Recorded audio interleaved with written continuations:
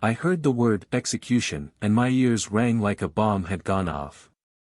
My 17-year-old daughter sat trembling beside me, her wrists clutched so tight they turned white.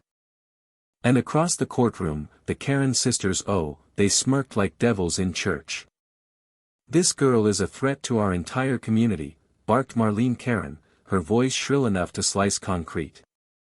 "She committed fraud and endangerment. She forged documents to get into the HOA board's internal files," chimed in Cheryl, her sister, waving a stack of suspiciously highlighted printouts. I couldn't breathe. My heart thudded against my ribs. What kind of monsters ask a judge to execute a teenager over HOA politics? See, it started 6 months ago. We moved into Hillside Acres, a private gated community where rules were treated like sacred law, and the Karen sisters ran everything like it was a kingdom, their kingdom. No basketball hoops, no wind chimes, no driveway chalk.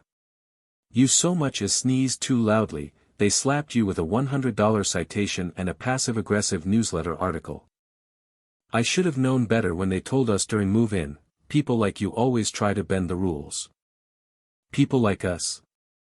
Well, people like us turned out to be a widowed dad, a teenage girl with a scholarship brain and a rebellious streak, and a house bought fair and square with no patience for HOA tyranny. My daughter, Haley, had been helping residents file appeals against the Karen's fines. She's got this wild sense of justice, stubborn, fierce. She figured out how to access meeting records the board tried to bury. Turns out, the Karen sisters had been forging signatures on property modification forms, faking votes to pass personal agendas, and billing the HOA for luxury spa weekends they labeled outreach. She printed it all out. She didn't go to the police first. She went to the homeowners. They revolted. A vote to oust the Karens was scheduled. Then the lawsuit hit us like a sucker punch. The Karens claimed Haley hacked into their private files, endangered board members with false data, and brought emotional devastation to their mental wellness. They threw in buzzwords like cyberterrorism, property devaluation, and yes, domestic threat. They even called for juvenile execution under some obscure civil clause that was clearly misquoted. I'll never forget Cheryl's eyes when she hissed, "She'll never walk free again." We were broke. I could barely afford gas, let alone a defense attorney. But something strange happened right before trial. The judge changed. They said Judge Franklin had recused himself due to conflict of interest. Then walked in Judge Paul Maddox, tall, stern, the kind of man whose presence feels like a gavel before he even speaks. He studied Haley for an uncomfortably long time. I saw his jaw tremble. She looked up, puzzled. "Is something wrong?" she whispered. He blinked, cleared his throat, and said, "We will begin." What followed was a 5-hour verbal bloodbath. The Karens paraded around like they owned the court, tossing insults in legal terms, calling my daughter a digital predator. They brought in a forensic tech guy who fumbled so badly under cross-examination that even I felt embarrassed for him. And just when I thought we might not survive it, Judge Maddox raised a hand. He leaned forward. And he said, in a voice like thunder wrapped in velvet, "There is something this court should know. Ms. Haley Rivers is my biological daughter." Silence. You could hear the Karen sisters' fake nails scrape the table. He continued, slow and deliberate.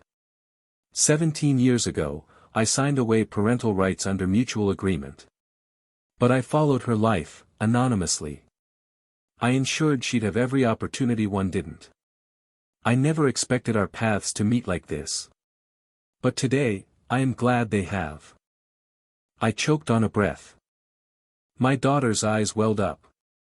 She whispered, "It's you." He nodded. And then he torched the Karens. This lawsuit is malicious, slanderous, and built on forged evidence. He listed the inconsistencies, the violations, the blatant lies. Not only will this case be dismissed with prejudice, but I will also refer the plaintiffs Ms. Marlene and Cheryl Karen for criminal investigation under fraud and abuse of civil process. Oh. My. God. You've never seen two grown women unravel so fast. They screamed. They screamed. You set us up. Marlene shrieked, pointing at Haley. Cheryl tried to grab the files and run in court. Bailiffs tackled her before she got 3 feet. The courtroom gasped. One man even clapped. Outside, neighbors who had come to support us silent until now cheered like it was the 4th of July. The Karen sisters were escorted out in handcuffs. Handcuffs. That clang of metal on wrists. Music. Later that night, Judge Maddox asked if we'd like to talk. Not in court.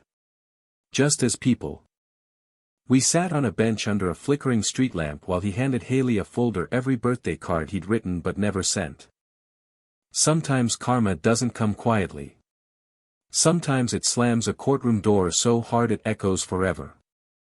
If you thought HOA Karens were untouchable, think again. For more jaw-dropping HOA drama, subscribe to our YouTube channel and never miss the next twist.